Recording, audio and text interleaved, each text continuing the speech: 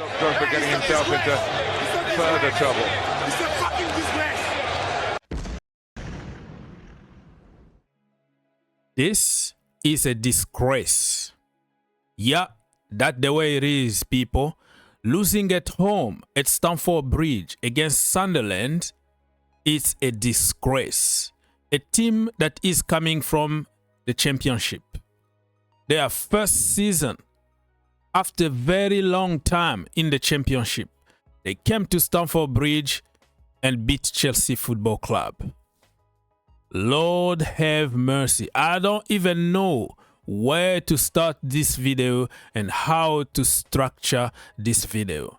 And from the get-go, before I forget, if you go on social media right now, the blame is gonna go to the owners and to the sporting directors. We don't mention them when we win. Why can't we just be honest for once? When we lose, the manager also can take the responsibility. When he wins, it's masterclass from Enzo Maresca. Today, if all the changes that Maresca made and we ended up by winning, my lord, Maresca was going to be praised as a god. Nobody was going to mention the sporting directors. But today you will see, oh, we are lacking players. Oh, we are doing this and that. Why can't we just accept that we couldn't break the low block and we've been outclassed by a Championship team, Sunderland? Let's just admit it for a while, because don't tell me that all the players that we had on the pitch and from the bench are just crap all of a sudden. The last game, we praised them. For the last 4 games that we've been winning, we just praise them, we praise the manager, and sometimes we have to be honest to tell the freaking truth. Lord have mercy. This video, I don't have any structure. I'll be just talking and talking, because how can you structure this kind of video, my friend? It's a Chelsea thing.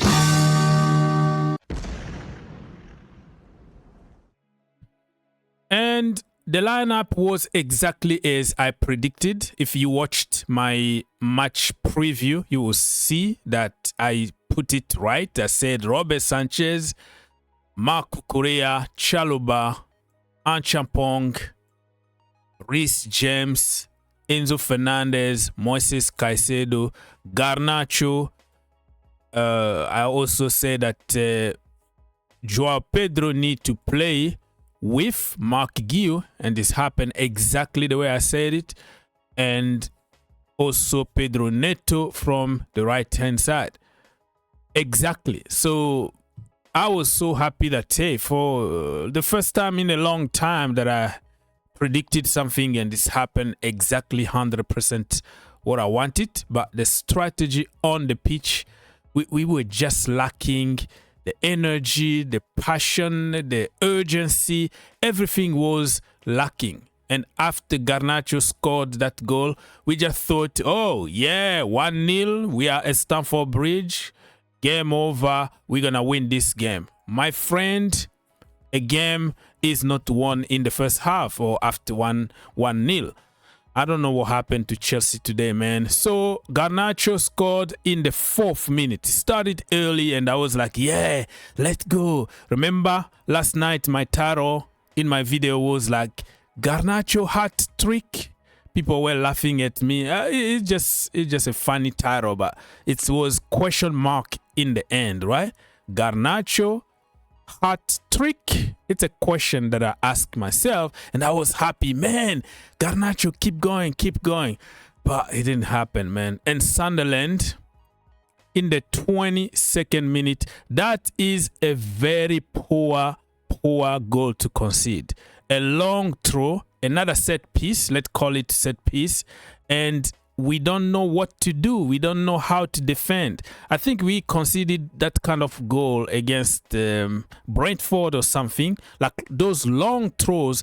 Again, what are we doing in training? Anyways, so Isidore scored for them, and then 90 minutes plus 3. When we were expecting Chelsea to score, We wanted to see Estevan Willian. We wanted to see the players that our manager brought in the game do some miracles and get us a win. Oh my Lord. We got smashed.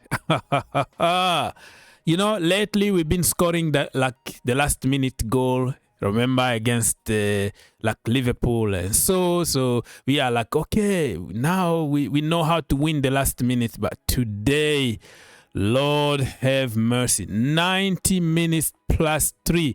How can we concede a stupid goal? Oh, Lord. So this is the lineup just to compare with what I just said early on. It's exactly how I predicted. And I wanted to see Mark Guiu. And no service. Like, we have a target man. We don't play to his strength. And let me just give some flowers to Sunderland. They knew exactly what to do, and they were defensively very solid. They didn't allow Mark Guiu or Joao Pedro to move or play football. They were distracting everything. What a defensive masterclass from their manager. Not only defensive, because they found a way to attack us. They didn't just come and park the bus. They also were very intelligent to find a gap and go score the second goal. Oh, my Lord, my Lord. And the subs from our manager, man.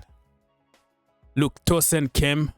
Well, I'm not going to really blame the manager that much for that, because it could be Josh Anchapong couldn't finish 90 minutes. Probably he had a knock or something, but I didn't understand it, because I was like, Tosin doesn't have the pace. You know, we all know that he's our uncle and he can have some very good games, but in transition it could be a problem.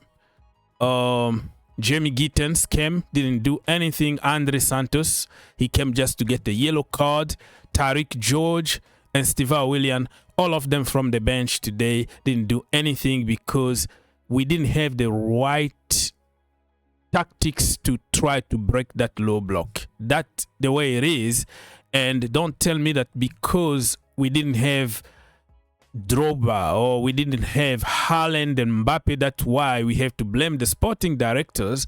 Let's be honest and say the truth, that our manager got outclassed today because he didn't know what to do with the quality that he has, and the subs were absolutely awful, and he was even too late to make those tactical switches and try different things.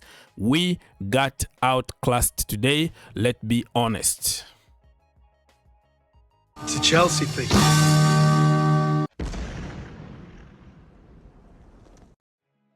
Anyways, my people, I don't know why I'm bombarding you with all these statistics that means nothing the end of the day. Look at this. Look at that. Ball possession, Chelsea 69%, almost 70%. What did we do with the ball? Nothing. And that's why I don't really put my faith on these stupid statistics.